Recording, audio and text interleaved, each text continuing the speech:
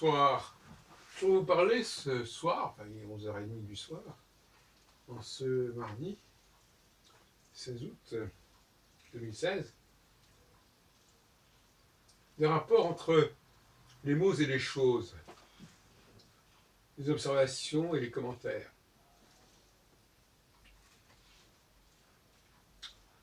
J'ai déjà dit à quel point souvent les faits étaient masqués par les commentaires. Et en même temps, dans bien des cas, on ne connaît les faits que par les commentaires. L'intérêt de savoir étudier les textes pour remonter aux faits de référence. Enfin, en tout cas, ceux qui ont été à la base du besoin de commenter. Et ce besoin de commenter, il est souvent suspect. Le commentaire est souvent, comme on dit pour les traductions, une trahison du texte. Une volonté de l'occulter, de lui superposer quelque chose qui ne lui appartient pas à ce texte. Mais, force est de constater que dans bien des cas, c'est par le texte, par le commentaire, qu'on remonte à l'original. C'est pour ça que j'ai toujours dit qu'il fallait concilier le sens de l'observation et une certaine capacité à analyser et à décrypter les textes. Parce qu'il y a là une dialectique. Texte, observation, observation, texte.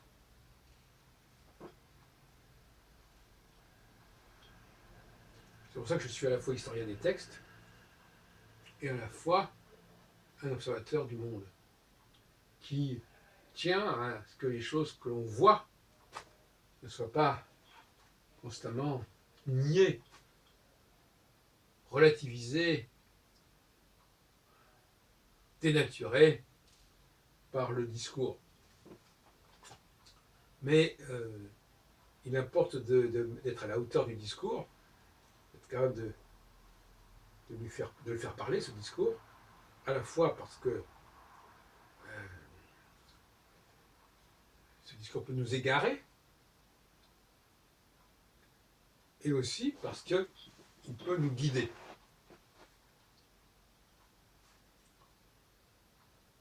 C'est pour ça que dans mes travaux, actuellement, j'étudie de pair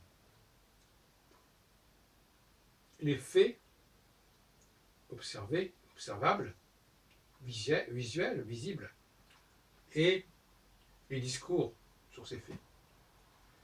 Les faits qui sont observables et qui sont souvent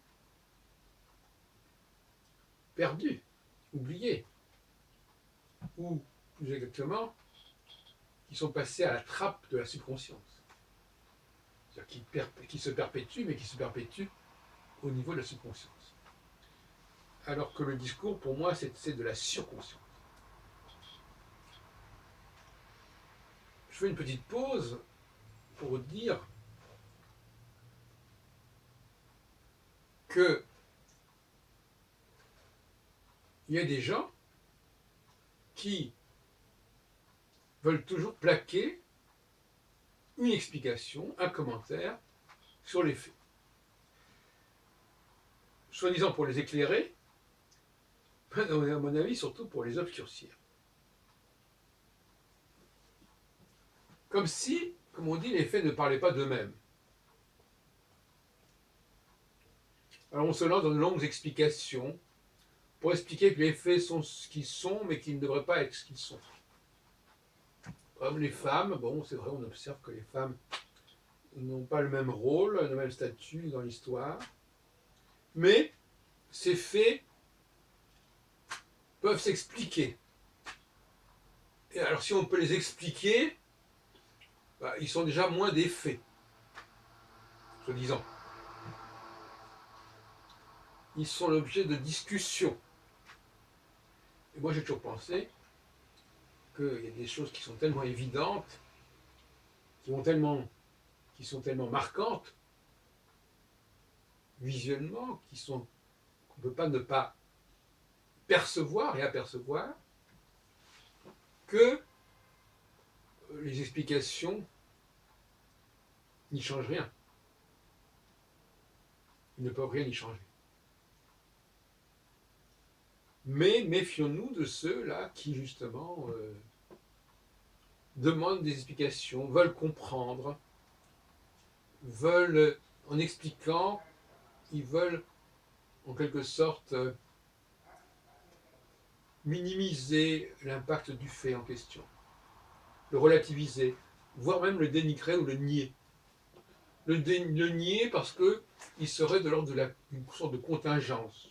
C'est-à-dire, oui, c'est comme ça, mais ça ne veut rien dire. Ça ne veut rien dire, c'est déjà un commentaire.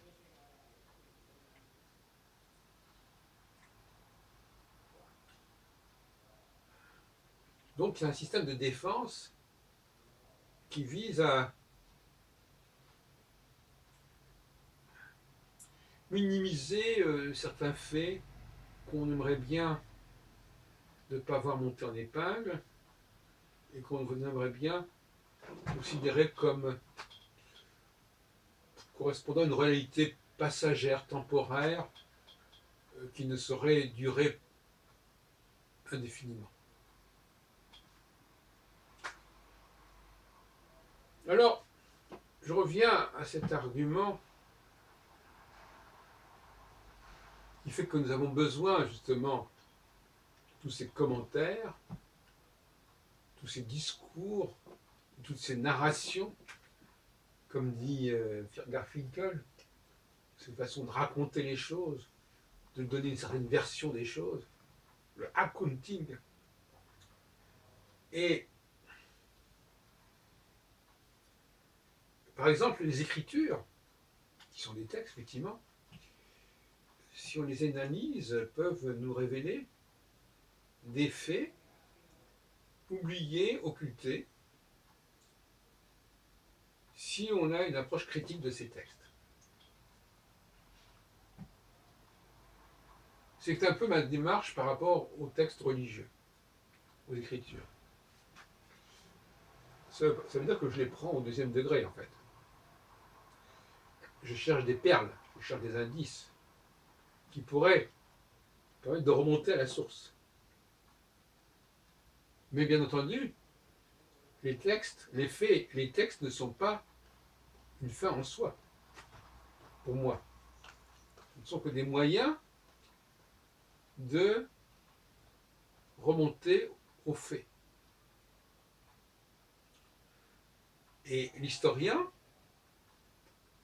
justement, pour moi, je ne dissocie pas l'historien des textes, enfin, des commentaires, et l'historien qui essaie de savoir ce qui s'est passé réellement, et quelles sont les données objectives qu'on peut rechercher, qu'on doit rechercher, mais qui sont sortis en sorte de la conscience, et néanmoins qui étaient conservés éventuellement par des formes de traces, de signes, dans certains textes. Par exemple, on pourrait s'amuser à rechercher les traces d'astrologie, certaines croyances à l'astrologie, ou certaines croyances aux extraterrestres, ou certains discours sur ou une certaine statue de la femme, en décryptant la Genèse, le livre de la Genèse. Un nom qui a été donné par les Septante au premier livre du Pentateuque, que les Hébreux désignent généralement par le premier mot du livre, c'est-à-dire Bereshit, au commencement. Donc, il faut remercier les traducteurs, les commentateurs, les exégètes, les herméneutistes qui brodent, qui qui discutent sur des textes. Et paradoxalement, il faut remercier les aveugles qui ont besoin qu'on leur explique certaines choses, parce qu'ils ne peuvent pas les voir. Or, le paradoxe, c'est que les faits, parfois, à la fois se perpétuent au niveau de ce qu'on appelle la subconscience, mais en réalité, mais en même temps, à contrario,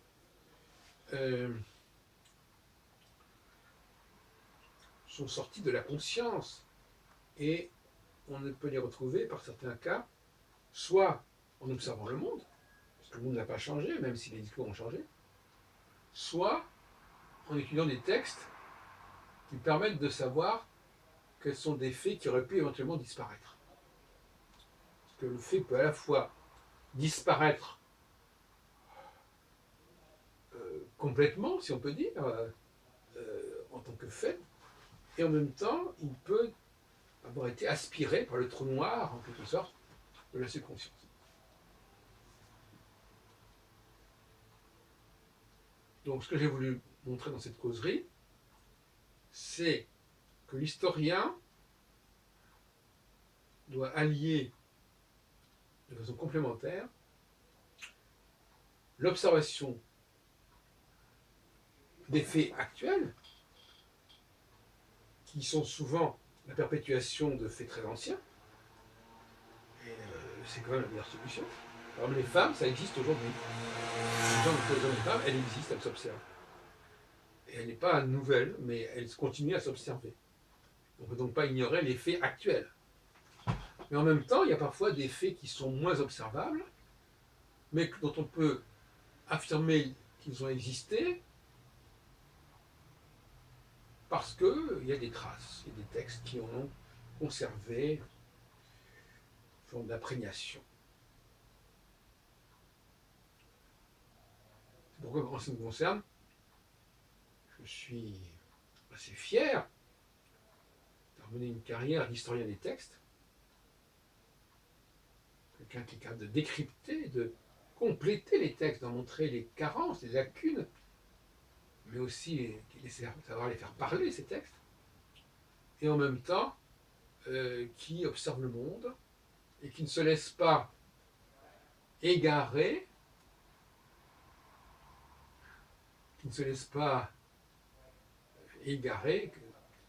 un ouvrage qu'a écrit d'ailleurs Maïmonide, le guide des égarés, qui ne se laisse pas égarer, parce que égarer, c'est quelqu'un qui s'égare, mais c'est aussi quelqu'un qu'on a voulu égarer. Eh bien, voilà, il ne s'agit pas de se laisser égarer de telle façon qu'on ne regarde même plus le monde, on ne regarde qu'à travers des grilles qu'on nous propose, qu'on nous impose. Donc un historien des textes doit être également un historien qui observe le monde aujourd'hui, un anthropologue, et un anthropologue doit savoir céder des textes qui se sont perpétués, qui nous sont parvenus, mais la carte n'est pas le territoire, et la carte étant le texte et le territoire étant les faits, et par conséquent, il faut savoir faire parler les textes, et le but ultime, en fin de compte, c'est toujours de retrouver les faits.